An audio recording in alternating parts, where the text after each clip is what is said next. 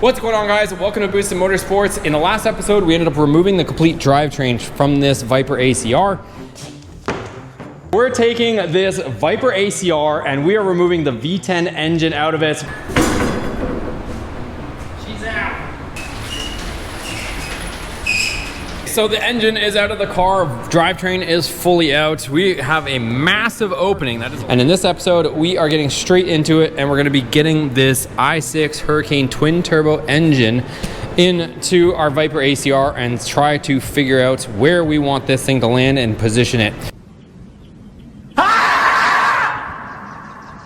Also, we do have to get our 8HP 75 transmission in there. So let's get straight into it. We got a lot of work ahead of us. We have to be racing in less than 2 months' time with this whole combo. So we've got our work cut out for us.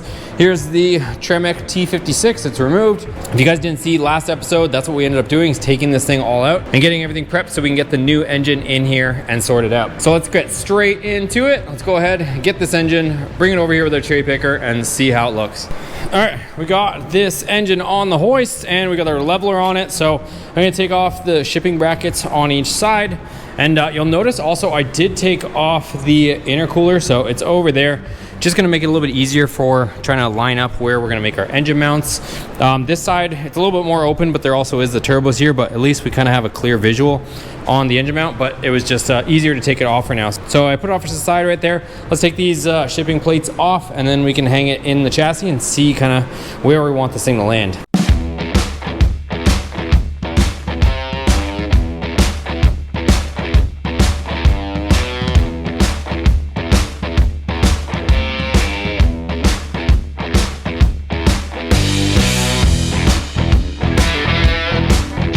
All right, this thing is in here, you guys. It is a big engine, surprisingly, considering we just took it a V10. One thing that I am finding is that it's pretty tall, and given that this car doesn't have any ground clearance really, probably gonna have to do something with the oil pan, modifying it, doing a custom oil pan.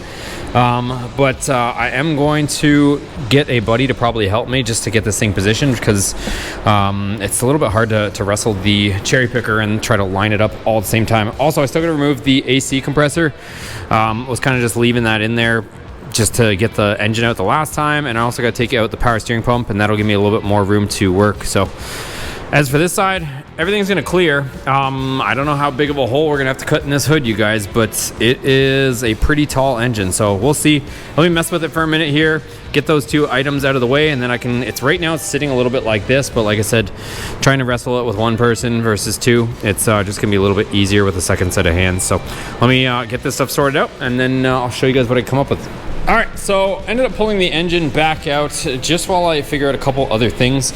So this engine is pretty tall. If you guys look at the VIPER engine, the oil pan is pretty much flat. This has a very large rear sump. I'm not sure if I'm gonna be able to modify that portion of it. I haven't dug just into that. But before I kind of figure that part out and figure out the height that we're gonna put it in the chassis and also front to back, I just got our 8HP 75 up here on the transmission jack, and what I'm gonna do is put it in there. I kind of just want to get a rough idea of where it wants to fit.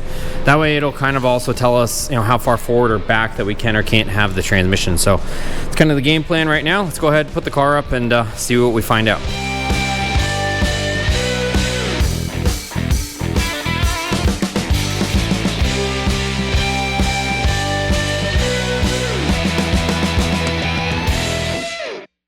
All right, so this is one of those good news and bad news situations. So good news is I can get this 8HP 75 to fit in the chassis. It'll be tight, but I can get it in here in the transmission tunnel.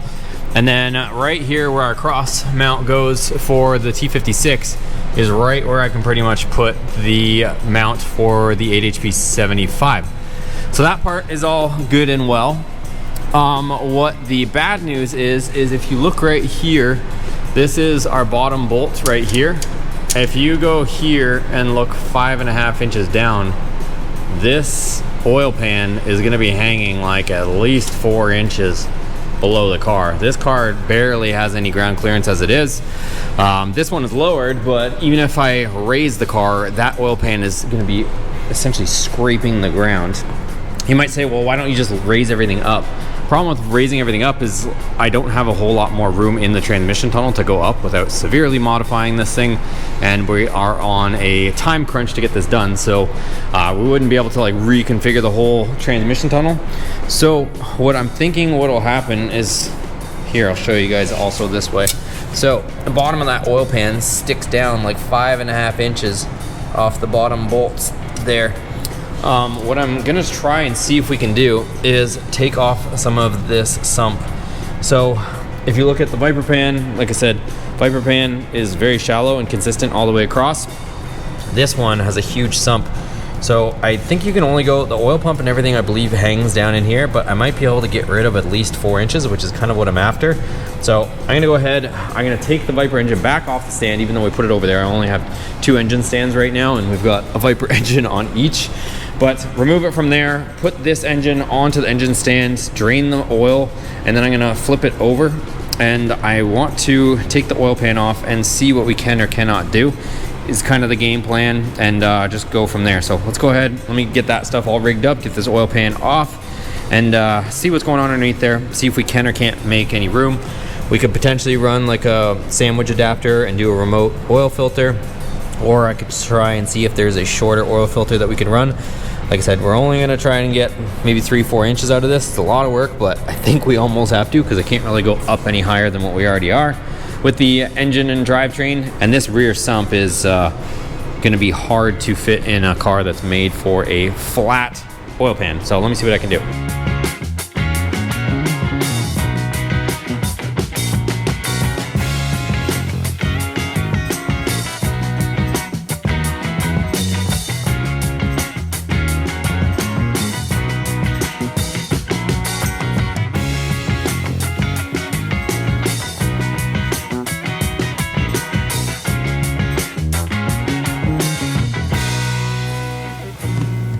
All right, guys, well, we cut off a big old chunk off of this. So ended up cutting it, and then I had to pick up just a belt sander just so I can kind of get this thing somewhat smooth. So ended up doing that, getting it on a nice plane, so we're all level and even. Just waiting for some aluminum to show up. That should be here tomorrow, but I'll be accomplishing it in the same video with you guys. So what I'm gonna do right now is I just double checked it. So now I'll show you guys it over there. I checked that as well. But what I need to do is bring it over here to our engine and then mark where we need to cut this pickup tube. It's a plastic pickup tube. You can see here our oil pump hangs pretty low.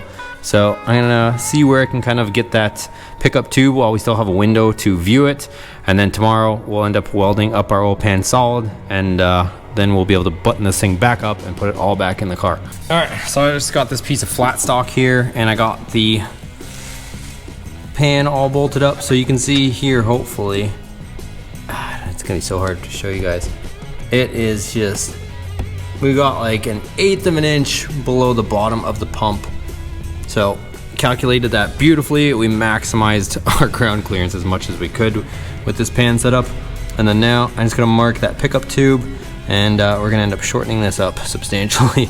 All right, so it's the next day and our aluminum plate showed up. So I probably went a little bit heavy on this, but I'd rather it be stronger than weaker. So we've got 1/4 inch aluminum, and what I did was I just took this and then traced on this crazy pattern right here. So got that traced out, and then I'm gonna cut this, and then I'll start kind of dwindling it down into the exact shape. A couple of these back here, I can't really get my marker back here to mark out, but this all over here should be pretty close. So let me start cutting this out, getting it closer to the shape, and then we'll start kind of getting it dialed in, and then we can get it prepped to weld it. All right, so we got the miller out here, and then this is the piece that I spent a bunch of time carving out. So that's gonna go beautifully right there. It all fits up, and then we can go ahead and weld this whole thing in place. So let's go ahead, we're gonna fire it up, start welding, lay bead down here. I did go ahead, I cleaned it multiple times. I also ran just a little past, my boy Chad kind of put me on that tip. I ran just a low amperage and just kind of ran it on some cleaning action on the oil pan. Since this oil pan did have a little bit of oil in it, I cleaned it, wire wheeled it as much as I could do, and then ran just a little low amperage pass just to lift all the junk out of it, and then rewire wheeled it. So should be able to get it half decent. So let's go ahead and weld this thing.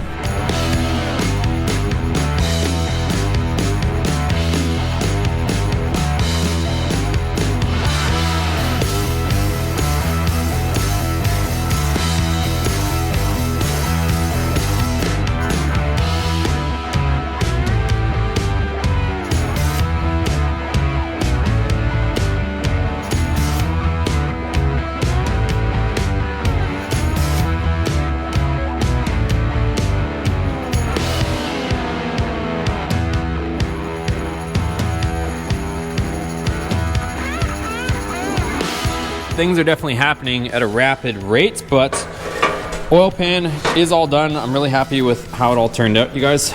So like I said, doesn't have to be picture perfect, but as long as it's sealed up. Around the ribbing kind of got a little bit interesting because as I came across here, it kind of made a pocket on the back side of the rib, and I kind of chased it down just to make sure for no reason that it didn't somehow you know, not seal up around the rib. So don't claim to be a professional TIG welder, but I can get the job done, and I did. So that's all done. If you're wondering how I'm going to drain the oil, I'm going to be using this oil level sensor area for now, because I don't want to put a drain plug on the very bottom and compromise any more ground clearance than I already have. So I'm going to be draining it from here if I need to, and then I can also slip in a siphon hose through here, or I can also do it the BMW way, which a lot of them don't actually have. BMW Audi, some of them don't have a drain plug, and you can actually go through the dipstick hole and come out here and do that. I did buy this universal flexible dipstick that I was thinking of putting in here, and it would probably work pretty dang well. Only thing is I'm trying to figure out, it's not quite long enough to get to the top of the engine. If you look over here, it's going to be kind of tucked away. I could still use it, and I might still use it, but it's going to end up being somewhere over here. So might mess with that, get that in there. What I do want to do actually is I was mapping some stuff out, but I want to actually bring the car down for a second here, and I want to see if I can get to the fuel sending unit. Kind of jumping around a little bit, but I also do have to order parts in order for parts to actually arrive on time. So I want to take a look at the fuel sending unit. That way I can start getting some stuff on the way for that, because things are gonna start happening quickly. As in the making of this video, I've got like a month and a half to get this car race ready, which is not a lot of time for something that's a complete overhaul. So let me check that out, and I'll bring you guys along with me, and we'll see what kind of fuel sending unit is in this from the factory. Okay, car is down now, so we got to take off this carpeting back here, and then our fuel pump should be somewhere around there. I've never taken it apart before, but I know that's where it is.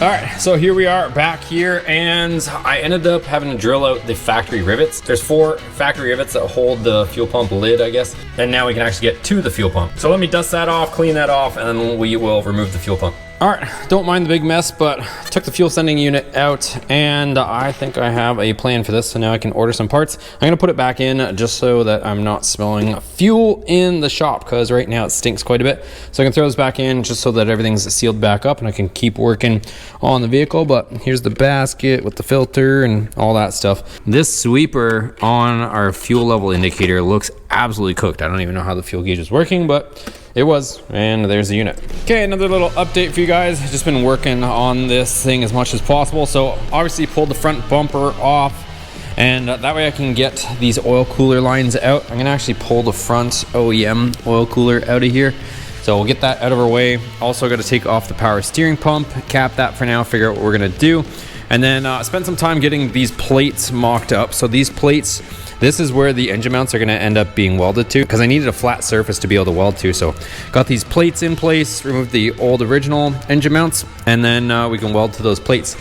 So that's pretty much that. Let me mess with this stuff. Like I said, take the power steering pump out of there. And then the oil pan, I bolted back up here. I just put a few bolts in it. Nothing too wild yet. I still got to get that oil sandwich adapter. And then you can see here that we're in good shape as far as clearance goes. A lot better than before. Then yeah, let me just keep going here and show you guys what I end up with. So once I remove those 2 things, then what I can do is get the engine, hang it in here, and start figuring out how I'm gonna get from the engine block to these plates to weld to. Okay, so engine is in here, but you're gonna notice that we wanna go this way a few inches. I'm up against a few things. The wiring harness here is kind of getting into my wheel wells, this shrouding here, and then also our water pump deal there, that outlet right there is kind of getting into our steering column. So I can go a little bit lower, but even if I do, I'm still bumping up against this. So I think what I'm gonna do for the time being is take off some of this stuff, this wire loom, this plastic deal here, because I think I have some updates for you guys. Might involve a different turbo, a big turbo. I don't know yet. We'll have to wait to see what kind of shows up, but that's kind of my plan there. If you guys can see that engine mount there, but I do have to find the home for where this is going, because right now you can see how far over that way we are when we got to come this way. So got quite a bit of room there. And then if we look on this side, again, the factory air to water cooling box is off, but like, look, we're overhanging this frame rail, so we got to go that way quite a ways. And now with our modified oil pan, it's not even sticking below the frame rails at all, so that part's good. So we can still come down with the engine, and I think given all that, we might be able to actually clear the hood. But like I said, let me kind of move some of this stuff out of the way and see how much more I can go that way, maybe down and over. And I don't know, we're gonna have to figure out what we're gonna do with that water neck there, but it sticks out quite a bit for this chassis. All right, so engine's back out. It's actually the next day. So here is the brackets that I welded up. So we've got our tabs welded here, and we're almost ready to get this thing finally welded into the frame. But what I wanted to do is I just popped off the water pump. So the water pump's pretty complex on this thing. It's got all kinds of water in and outlets. So, and this sticks out quite a bit on this side. So the water pump goes here. I just took that off there. That's the actual pump on the back side. It's got a big O-ring on it. And then this neck sticks out quite a bit. And I think I was showing you guys, this gets really close to our steering shaft right here. So what I'm actually gonna do is I'm gonna take this pump off. The pump bolts to the block, and I'm gonna cut this off, and then I'm gonna weld this shut. And then we also got one up here too. I don't need this. This is gonna be for like heater hose type stuff, but I'm not really worried too much about heat in the car, especially down here in Florida. So I'm gonna go ahead and take this off. I'm gonna cap this one, we'll cap that one. And then this one's a plastic deal here. So that one I'll have to just cap with a rubber hose. And there's one more on the bottom here that goes to the fluid coolers for the actual turbos, and both these turbos are going to be coming off. I got something planned for you guys there. You guys are going to be pretty happy to see what we got going on there. But so let me pop this off and see what I can come up with, but I'm going to try and take this all out of here and get this cleaned up and give us a little bit more room. All right, so after a lot of cutting and grinding, I managed to get this thing out of there. So this thing was in there though, you guys. It is an extremely tight press fit. And I think it's some sort of glue or epoxy that they kind of put around it, because it was oozing out a little bit of something. But anyways, finally got it out of there, and I got the little insert piece. There was a tiny little chunk, which I think I swept up already, that ended up breaking off inside it. But now I've got clean, smooth surface. I'm gonna wipe all this down, clean it up, prep it. I'm gonna weld this one. This, honestly, this was so hard to get out of there that I don't think I'm gonna bother trying to do it over here. I'm probably just gonna cap this one because this one's out of my way. The reason why I wanted to go through such great lengths to get this one out is because of the clearance issue. So this is gonna give us whatever that is, like 2 inches of clearance on that side. So, and like I said, this one will cap, and then the top one, I took the port out of there. This is the housing, obviously. And I think I'm gonna actually just weld the port, kind of make a little bung there wherever it went. Let's go see, show you guys that piece. So this thing here, I'm just gonna make this into a plug. So I'm gonna take the O-ring off, and then I'll just take this around here, close this off, and then that won't be an issue there.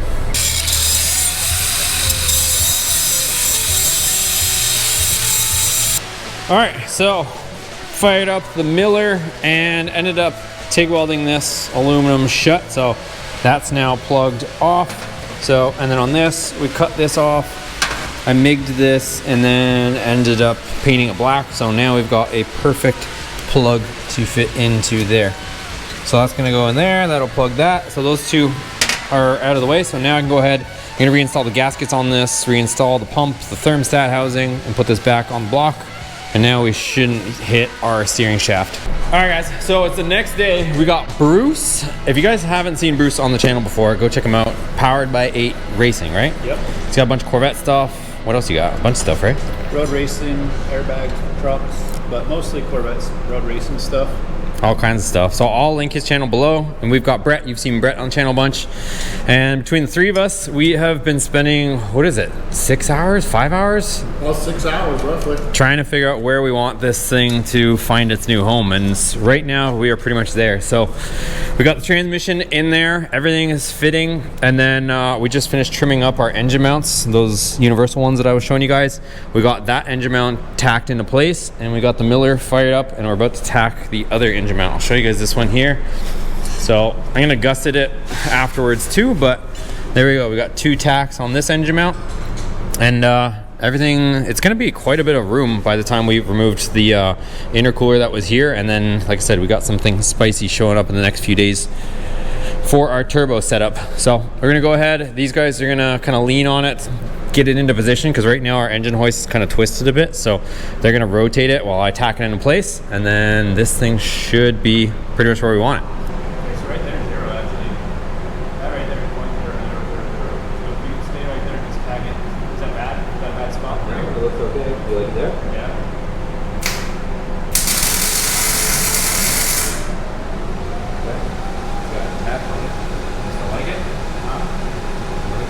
Yeah.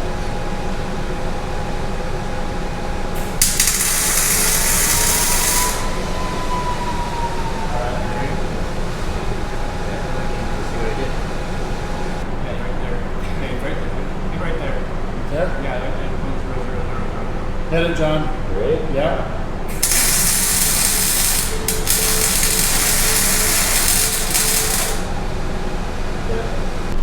Send it. Yep.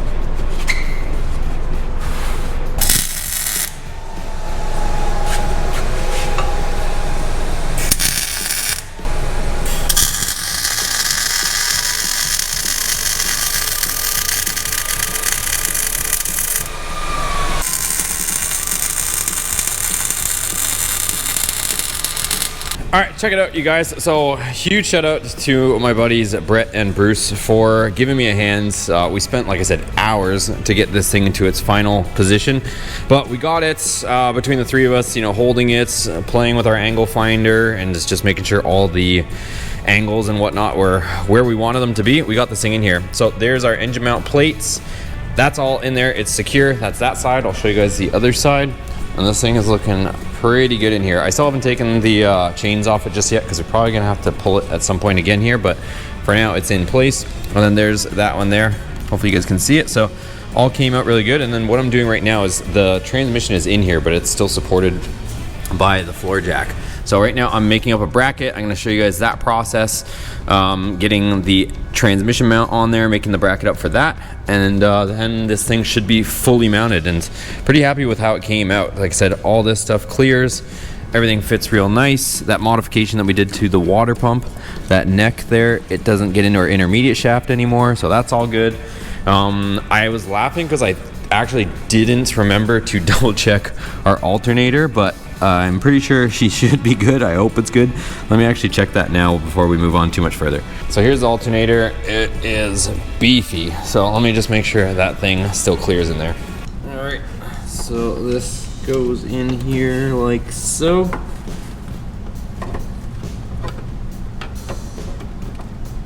It's tight, but I think it'll work.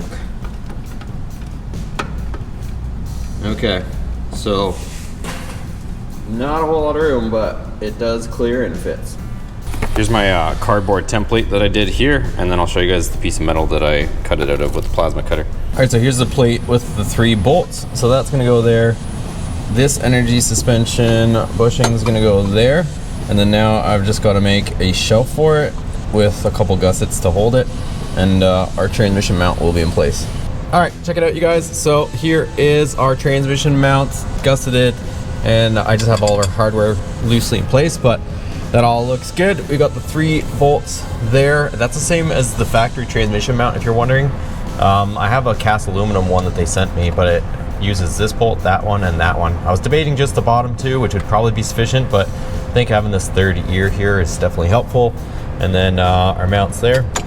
So right now it's still supported with the jack, but it fits, it's good. And if I need to, I left a little bit of tolerance in case I want to lift this up. I can always lift it up with some shims, but I can't bring it down very easily. So that's kind of the way I went. I left it a little bit loose. That way I can always play with it a little bit, but if I need to go up, I can. So that's about it. I'm gonna take it down, clean it all up, and then we'll paint it black like the fronts, and then this part's done. All right, so the engine is mounted, you guys. Huge milestone to get this done. And I got our transmission mount. It's all in here, painted it all looks good, looks nice, and that's how that sits there. So I'm gonna end up taking the transmission back out. We might be having it built, so I'll find out that. So that's why I haven't fully, or like right now the transmission is pressing down on this mount, and I got the bolts in place, but I might be taking it back out, and I'm not sure if I have to take other stuff out. Also, it's gonna be fun to fill it, I will tell you that. Like if this was an OEM application, this would have to be notched out here, but I don't wanna go through all that extra work and doing all that. So I might have to lower the transmission to fill it and put the whole vehicle on an angle so that the transmission's still level, but we'll deal with all that nonsense later. Other thing is we do have right here, this is where our oil cooler lines for our transmission are gonna go. So you got those two right there. So we'll have to get those in place. Also, there's our neutral override right there. It also does look like, I never actually realized this, but there's a fill bolt on this side. Huh, just learned something new, you guys. So we can actually fill it from this side because that also looks like a fill bolt. So I will be using this one since that one is a lot more accessible than this one. They both appear to be at a similar height. I'll have to verify that, but I'm just finding that out as I'm talking to you guys. So there you go, we got our modified engine oil pan.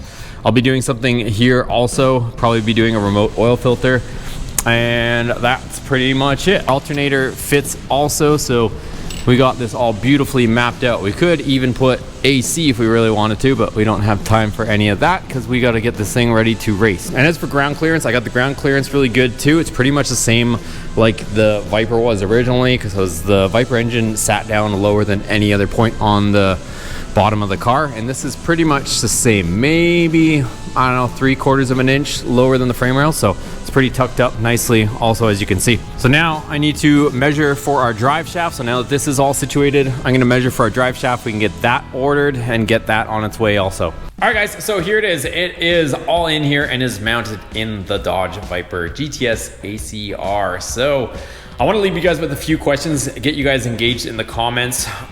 First question is, do you think we should keep the twin turbo or change it to a single turbo? Also, the other question I have for you guys is, would you guys rather see the exhaust come out the bottom and go back out the rear of the vehicle, or would you rather see it go through the hood and we cut this beautiful Viper hood? Do you want to see that?